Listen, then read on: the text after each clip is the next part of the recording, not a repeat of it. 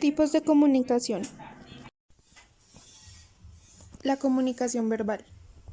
La comunicación verbal es aquella en la que se utilizan las palabras. Surge de la necesidad de comunicarse. Nuestros ancestros necesitaban crear códigos de comunicación cuando estaban inmersos en la batalla por sobrevivir. En aquella época, las manifestaciones de comunicación se basaban en gestos, chillidos, mímica, lo que poco a poco fue constituyendo otros tipos de lenguaje. A raíz de aquello fue apareciendo el lenguaje verbal y también manifestaciones como las pinturas para comunicarse a través de estos métodos. Existen dos tipos de comunicación verbal. La comunicación escrita. Se utilizan las palabras mediante el uso de escritos, a través de la representación de signos en papel. Por ejemplo, un libro digital o de papel, un correo electrónico, un mensaje instantáneo, una carta, un documento, ideogramas, logotipos, jeroglíficos, entre otros. Comunicación oral. En este caso, se manifiesta en este tipo de comunicación a través de las palabras habladas. Por ejemplo, una llamada telefónica, una conversación persona a persona, una nota de voz, un grito, un silbido, entre otros. Características de la comunicación verbal. Los mensajes orales son efímeros, a diferencia de la comunicación escrita. Se olvidan antes y no permanecen de la misma forma en el tiempo. Es espontánea, ya que puede surgir a través de una conversación entre dos interlocutores sin que exista nada preconcebido. Existe una interacción entre los individuos que manifiestan una conversación. Es de carácter inmediato en el tiempo. Se utiliza el canal auditivo en el proceso. Pueden haber variaciones dependiendo del contexto cultural. Se pueden utilizar movimientos y gestos que se asocian a las palabras que se están poniendo de manifiesto. La comunicación no verbal. La comunicación no verbal es un proceso de comunicación que se manifiesta a través de gestos, expresiones o movimientos corporales. El lenguaje corporal es clave a la hora de llevar a cabo la comunicación no verbal. No es tarea sencilla expresar aquello que no se puede hablar, por lo que manejar con soltura la comunicación no verbal se puede considerar una gran habilidad. Un gesto, una mirada o una postura determinada pueden transmitir muchísima información sobre lo que una persona piensa o siente en ese momento. Características. Predominan las expresiones. Las expresiones faciales y los gestos denotan el estado en el que se encuentra una persona, así como su apariencia. Por ejemplo, si alguien está deprimido, se podrá adivinar viendo su rostro probablemente, y quizá no tenga ganas de arreglarse, vaya descuidado y sin prestar atención a su apariencia. La importancia de la comunicación no verbal. Es mucho más reveladora que la comunicación verbal, porque muchas veces no puede disimularse y controlarse. Por ejemplo, en una discusión, aunque se controle el tono de las palabras que se emplean, los gestos y los movimientos corporales pueden expresar lo contrario. De ahí radica el alto porcentaje que se le designa en cuanto a su importancia. Siempre está presente. Siempre se manifiesta, incluso a través del silencio. Este último también puede ser una respuesta. Comunicación colectiva. La comunicación colectiva se refiere a aquella que transmite los mensajes públicamente, por medio de los medios técnicos de comunicación, de forma indirecta y unilateralmente, a un público variado, numeroso y disperso en un mismo momento. Los medios técnicos que usa la comunicación colectiva para publicar sus mensajes son fundamentalmente tres tipos. Los medios impresos, periódicos, revistas y libros. Los medios filmados, cine y fotografía.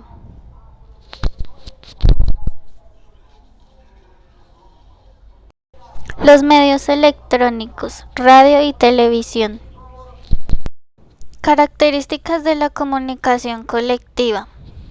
Institucionalizada. El emisor es un organismo o empresa que lleva a cabo numerosas acciones Producen y distribuyen información, regularizan la información, conocimientos e ideas, según a determinadas normas legales, usos profesionales, códigos éticos y expectativas del público.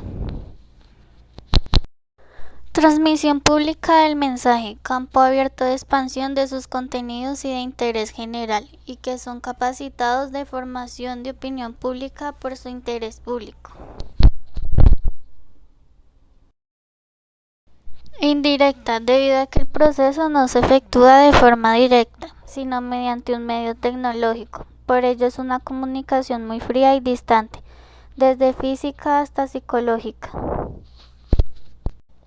En cuanto al emisor y receptor, no tienen vínculo ni los receptores entre sí. Unilateral. El emisor no suele esperar la respuesta de su mensaje. No obstante, el receptor cree que debería interponerse directa y activamente en el proceso. De tal modo, existen diversas formas de que el receptor pueda participar y responder, pero estas respuestas se generan en raras oportunidades y siempre de manera indirecta y no inmediata. Comunicación individual. La comunicación individual es un proceso de intercambio de información entre dos personas, cara a cara y sin que medie ningún interlocutor. Se trata del tipo de comunicación más básico que existe y de hecho está en la características de la comunicación individual. Está formado por varios elementos. El hecho de que la comunicación individual solo implique a dos personas no quiere decir que se trate de un fenómeno sencillo. Por el contrario, incluye gran cantidad de procesos y componentes distintos que hay que estudiar en profundidad para poder comprender lo que ocurre cuando aparece. Implica solo a un emisor y un receptor. La mayoría de los tipos de comunicación que existen implican a varias personas, pudiendo encontrar algunos procesos que se dan en grupos, otros que van de un solo emisor a gran cantidad de receptores y otras combinaciones de todo tipo. Por el contrario, en la comunicación individual solo encontramos un emisor y un receptor. Comunicación masiva. Existen diferentes tipos de comunicación, entre ellos aquella denominada masiva. Si hay algo que caracteriza a esta forma de comunicarse es el hecho de que el mensaje lo recibe una gran cantidad de personas y el único emisor es el que lo envía. La comunicación masiva es propia de los medios de comunicación, grandes empresas, entidades o instituciones públicas. Su principal objetivo es llegar al mayor número de audiencia posible.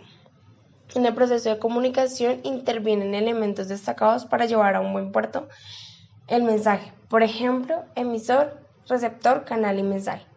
Son indispensables para que se lleve a cabo la comunicación. ¿Para qué sirve la comunicación masiva? El principal objetivo de la comunicación masiva es hacer llegar a un gran número de personas un mensaje o información determinada. Las instituciones aprovechan este tipo de comunicación para hacer llegar al público noticias destacadas o relevantes con la pretensión de conseguir un mayor alcance. Lo característico de este tipo de comunicación es que hay un emisor y muchos receptores participando en el proceso. Es una comunicación que tiene un gran alcance, al menos esa es la pretensión, ya que se utilizan canales para favorecer que esto suceda. Por ejemplo, la radio o la televisión. Las características de la comunicación masiva.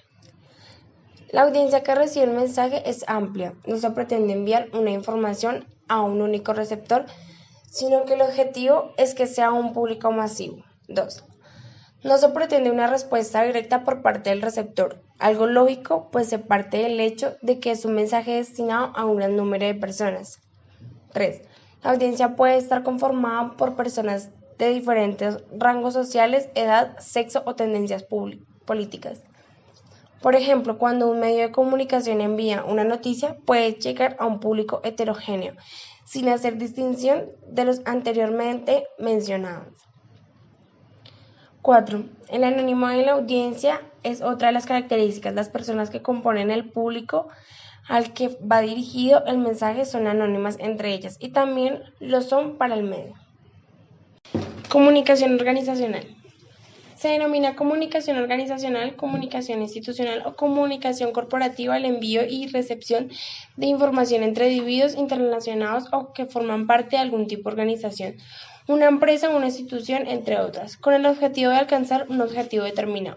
La comunicación organizacional es mucho más que un simple intercambio de datos, ya que se contempla también el establecimiento de las dinámicas de corporación, de coordinación y de avance conjunto hacia los objetivos, o sea, sirven en gran medida para la gestión de la organización e integración de sus distintos elementos, teniendo así un impacto en la productividad y calidad.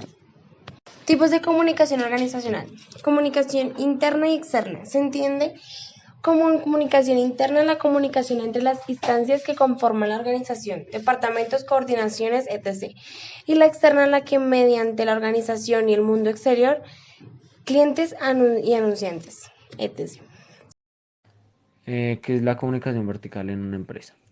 Sigue el cauce determinado por los niveles jerárquicos que existen en la organización, fluyendo desde lo más alto hasta lo más bajo, o viceversa, por lo que tiene un carácter asimétrico. La comunicación vertical tiene dos ramas. Una de ellas es la rama que ascendente, parte de los niveles superiores de la cadena de mando, como por ejemplo del director general al jefe de departamento y sus subordinados. Generalmente se utiliza para informar a los mandos intermedios y empleados sobre las directrices, reglas, objetivos y estrategias de la empresa. Transmite información esencial para que los trabajadores comprendan mejor sus funciones y regulen su comportamiento. La otra rama es la comunicación vertical ascendente, parte de los niveles interiores hasta llegar a las directrices. Es esencial para integrar a los empleados en la toma de decisiones y aumentar su compromiso con la empresa.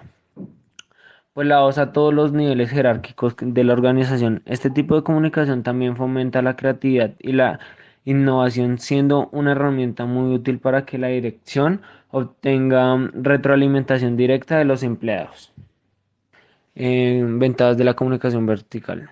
En las empresas de hace unos años predominaba la comunicación vertical, principalmente descendida, es decir, los jefes daban órdenes y los empleados las obedecían sin discusión. Los empleados pueden comunicar a sus jefes sus puntos de vista y sus sugerencias respecto a las órdenes recibidas.